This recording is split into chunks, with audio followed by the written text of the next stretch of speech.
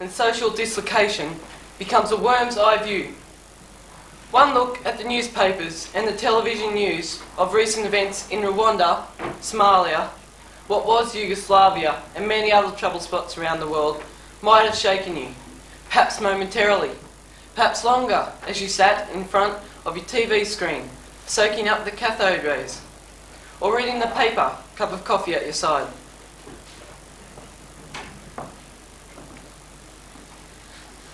Our lecture today will concentrate on the effects of such events. That is, the effects on the victims of war and uprisings, women and children. The suffering of these victims is not a recent phenomenon. It has a history as ancient as warfare itself.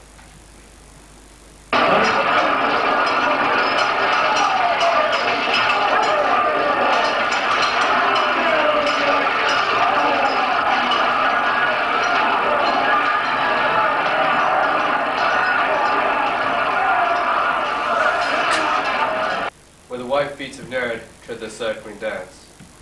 I am Poseidon. Troy and its people were my city.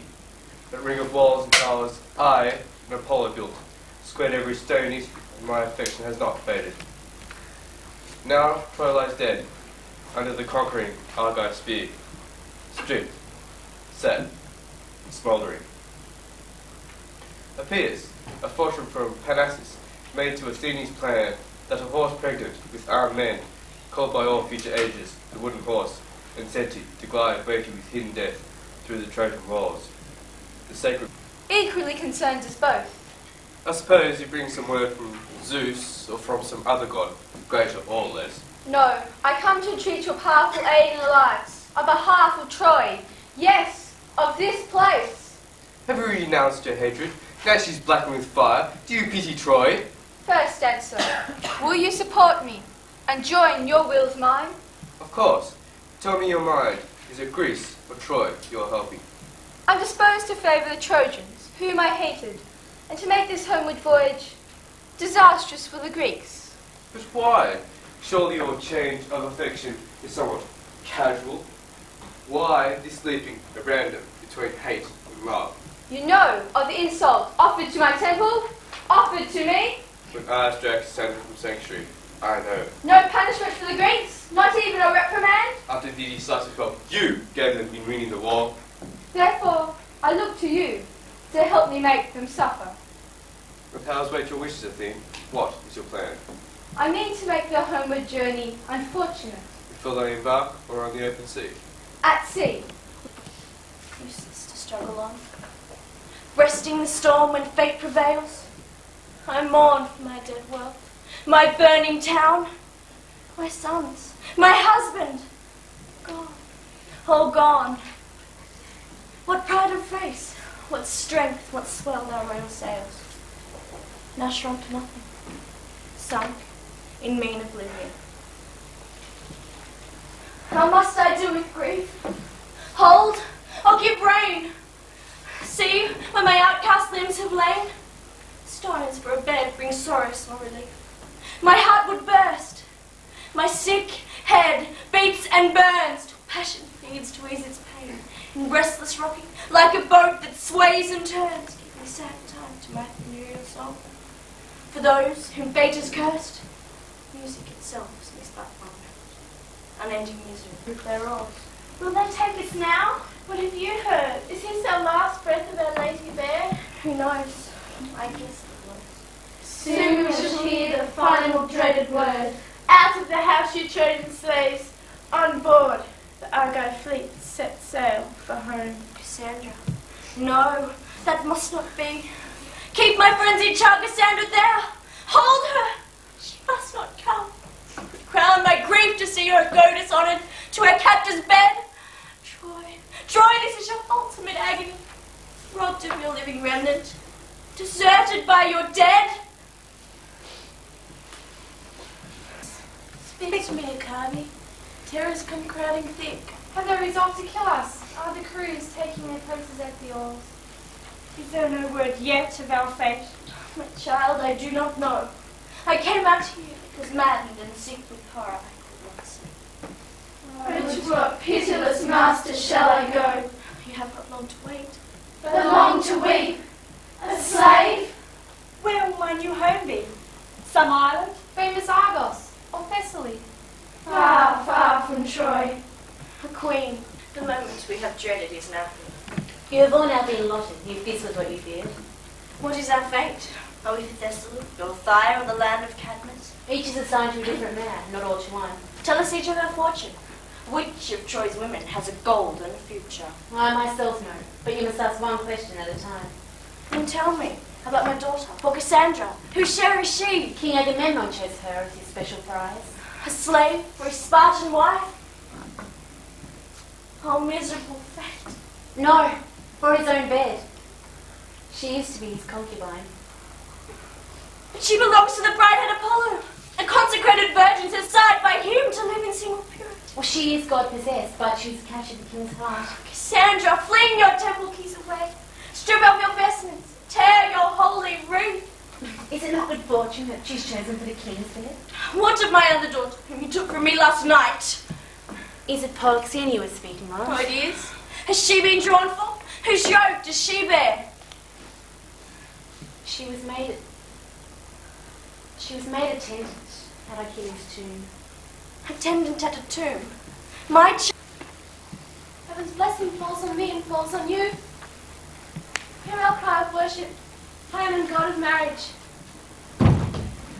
Mother, since you crouch and cry, weep with tears and loud with grief, for my dear dead city and my murdered father. I have brought them torches for my wedding night. Leaping light and dancing flame, in your honor, Hymen, God of hot desire. Queen of darkness, send the gleam you love to lend to the ritual blessing of the wedded virgin. Dancers, come, loose your leaping feet, wild with wine of ecstasy. Glorify my father's happy fate. God Apollo, lead this holy ritual dance in your temple court under your immortal laurel tree. I, your priestess, call on you. Hymen, mighty God, Hymen, here! Come and dance, mother, dance with me. Charm the powers of lucky words. Loudly chant your daughter's wedding song. Wildly whirl and turn with purest ecstasy. Maids of Troy, wear your brightest gowns. Come and sing my wedding song. Hail a love, and fate appoint for me. Queen Achabe, she's out of her mind. Oh, can you not control her, or she'll go dancing down to the Greek camp? Hephaestus, in our wedding you are tortured. Where are they taking you, Sir Andronicus? And beside you, Hector's sword and armour, and other spoils of Troy, which Achilles' son should dedicate in distant temples of Thessaly. The Achaeans are carrying home their property. Oh, Zeus, have pity. That prayer is mine, by right. Zeus, Bought with my husband's blood. my tears, children. No more your children. All that is ended. My home, my lovely city. All that is ended. Ended. My noble children. They are gone. Gone, and my home, my lovely city. Gone. Now smoke and ashes. Hector! My own husband! Hector is with the dead. Hector, my son, my daughter. Hector, when will you come to help me? Priam, aged king of my princely sons. Priam, fallen a spot for your enemies. Soothe my head on the pillow of death. All the love we have lost. The grief we've gained.